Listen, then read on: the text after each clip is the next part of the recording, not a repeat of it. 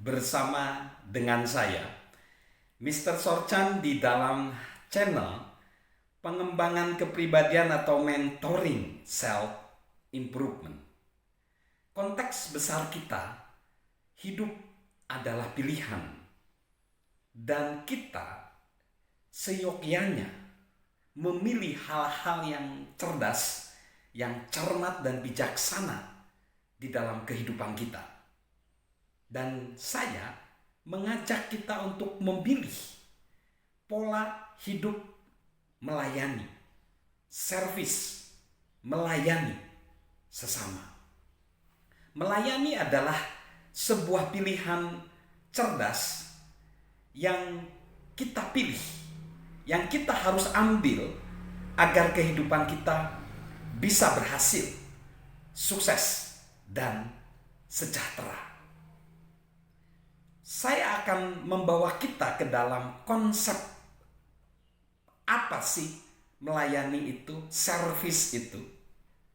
Kita akan coba melihat beberapa pendapat, kata-kata dari beberapa tokoh. Saya akan mengutip perkataan dari John C. Maxwell, tokoh kepemimpinan internasional. Dia berkata demikian mengenai konsep melayani. Pengabdian dimulai dari rasa aman. Hanya yang merasa aman yang akan turun dan membantu orang lain.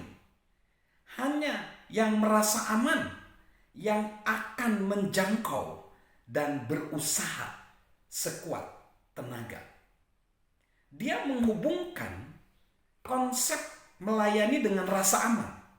Artinya, ketika orang merasa tidak takut tersaingi, tidak takut kehilangan jabatan, kehilangan popularitas, dia akan mau menolong, melayani sesama.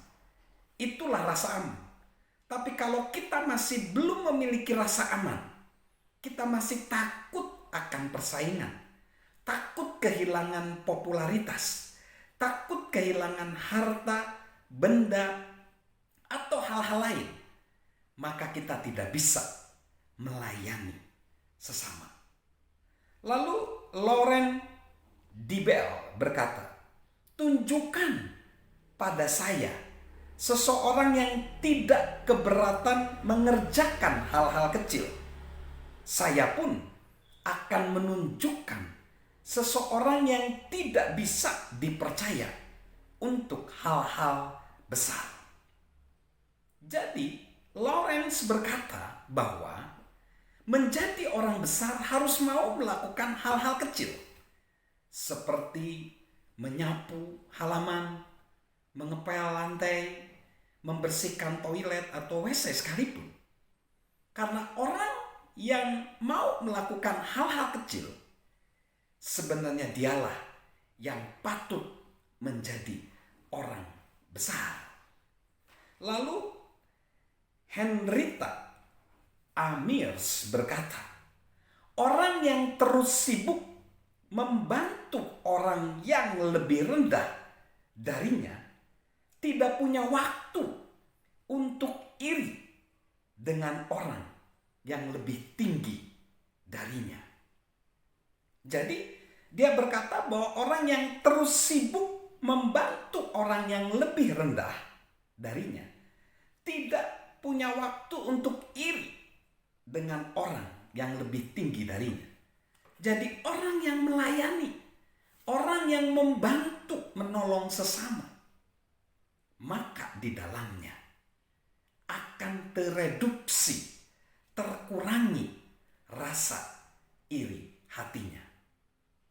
Nah, ada seseorang tokoh, sosok yang betul-betul sebagai pemimpin tapi melayani, yaitu adalah Philip Toucy.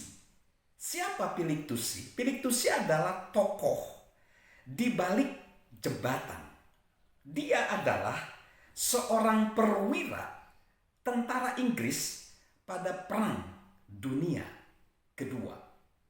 Dia ditugaskan oleh Inggris untuk berperang ke berbagai negara.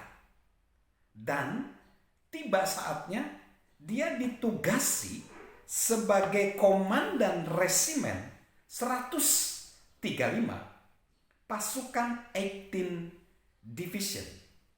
Dia dan pasukannya sebenarnya berjuang dengan keras, tetapi akhirnya kalah ketika mereka ada di semenanjung Malaka. Di sanalah Tusi ditawan oleh tentara Jepang, tapi dia menunjukkan sifat kebesaran jiwanya. Dia bilang ketika dia diperintahkan untuk mundur dari posisi di Singapura pada waktu itu, dia berkata demikian, "Saya terkejut dengan apa yang saya dengar. Tetapi sebagai tentara relawan," dia sebenarnya bukan tentara inti tetapi relawan, "saya menolak. Karena sebagai tentara saya telah membaca buku pedoman pelatihan artileri jilid 2 yang menyatakan dengan sangat jelas bahwa pada saat terjadi penarikan pasukan, komandan pasukan yang terakhirlah yang meninggalkan tempat." Dia tahu bahwa efek negatif daripada posisi saat itu adalah daya juang anak buahnya jadi berkurang dan terlantarkan. Akhirnya dia memilih tidak pergi dari sana. Dan dia diharuskan membangun jembatan Kwai. Dan ini diangkat menjadi novel dan film berjudul Bridge on the River Kwai, Jembatan Kwai di daerah Thailand. Di dalam proses pembuatan jembatan untuk tentara Jepang, banyak orang yang meninggal.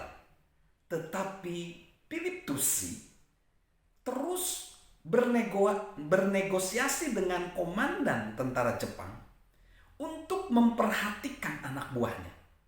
Dan luar biasa, di dalam 10 bulan pembangunan jembatan Kwai, hanya 9 anak buahnya yang meninggal. Padahal banyak korban, ada ribuan korban dari perang tersebut. Dan ketika sudah jembatan selesai, dia pun dipercaya menjadi pemimpin rumah sakit tawanan dan dia selalu menolong orang-orang. Dia menyelundupkan obat-obatan, bahkan dia juga memperoleh radio ilegal untuk menolong pasukannya. Dan yang menarik, setelah perang selesai, dia hanya libur 3 minggu dan dia kembali menjadi seorang bankir di Bank Dagang Barings. Walaupun novel yang diangkat menjadi film banyak ketidaksesuaian dengan dirinya, tapi dia nggak komplain. Dia bahkan tidak menganggap dirinya sebagai pahlawan, menampilkan popularitas, enggak. Dia kembali bekerja seperti biasa dan dia hidup seperti biasa tanpa menginginkan popularitas. Itulah orang yang mempunyai jiwa melayani sejati. Philip Tusi namanya. Jadi saya akan menutup dengan ungkapan John C. Maxwell. Orang yang melayani diri sendiri selalu memandang yang dimilikinya sebagai miliknya sendiri. Orang yang melayani orang lain menganggap apa yang dimilikinya adalah pinjaman. Jadi dia mau melayani. Saya tutup lagi dengan pernyataan Martin Luther King. Semua orang bisa menjadi hebat. Karena semua orang bisa mengabdi. Anda tidak perlu memiliki gelar sarjana untuk bisa mengabdi. Anda tidak perlu mengetahui subjek dan kata kerja mana yang sesuai agar bisa mengabdi. Anda hanya memerlukan hati yang tulus, jiwa yang muncul karena kasih. Semua orang bisa menjadi hebat kalau dia mau melayani, mau mengabdi. Salam untuk memilih di dalam hidup kita melayani sesama. Dan tentunya salam sehat dari saya, Mr. Sojan.